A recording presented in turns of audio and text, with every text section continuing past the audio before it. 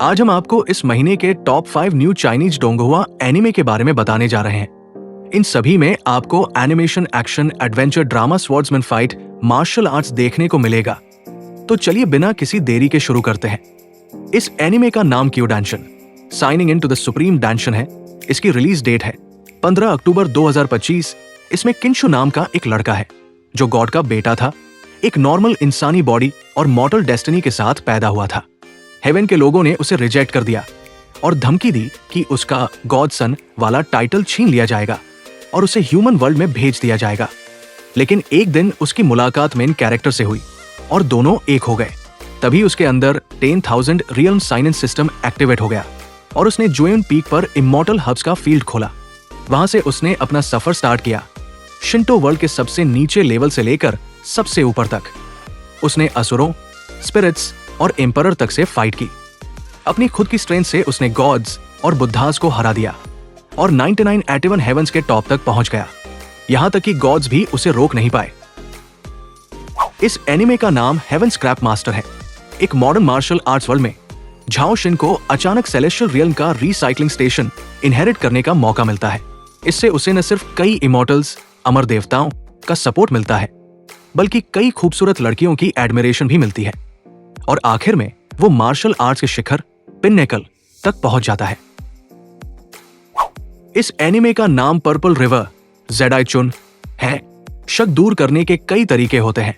ज़बान से अपनी तरफदारी करना उनमें से एक है, लेकिन ये सबसे कमजोर तरीका है। ताकत भी एक डिफेंस है। जिचुएन एक्सायू, वो जनरल जिसने अकेला ही डीमन कैंप में जिचुएन परिवार के गद्दार को मार गिराया, गार्डियन एल्डर के सपोर्ट से फार ईस्ट के मिस्टेरियस होली टेम्पल के मदद से लाखों जॉइंट ट्रूप्स का लीडर बन गया और इसी तरह एक नया राजा पैदा हुआ, फार ईस्ट का किंग ऑफ लाइट। इस डोंगहुआ एनिमे का नाम लिटिल फेरी याओ है। हीवैन, जो हिडन क्लैन की लीडर थी और तीनों रियल्म्स में फेयर्ड थी, अचानक हेवनली पैलेस पर अटैक कर देती है। सुप्रीम गॉड नैनजे फाइट करने आते हैं। नैनजे को बचाने के लिए जेट ग्रोइंग फेरी वायु झियाओ अपनी जान जोखिम में डाल देती है। जब वो और हीवैन लगभग पेरिश होने वाले होते हैं, तब अनएक्सपेक्टेडली वायु झियाओ रीबॉर्न हो जाती है। गलती से वायु झियाओ ही वैन के बॉडी में रीबॉर्न हो जाती है। रीबर्थ के बाद ही वैन की हिडन पावर काफी कमजोर हो जाती है।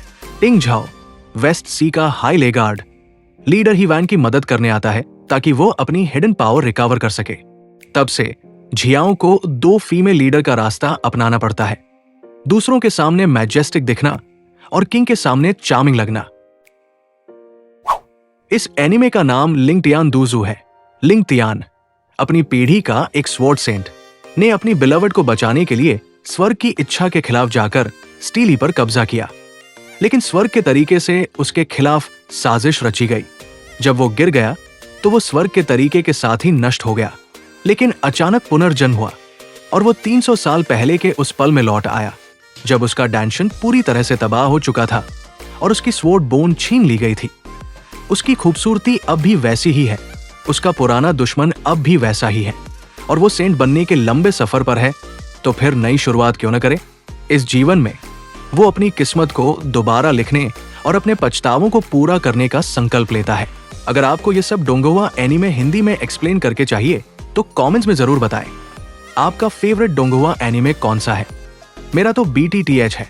अगर वीडियो पसंद आया हो तो लाइक कर देना। मिलते हैं नेक्स्ट वीडियो में।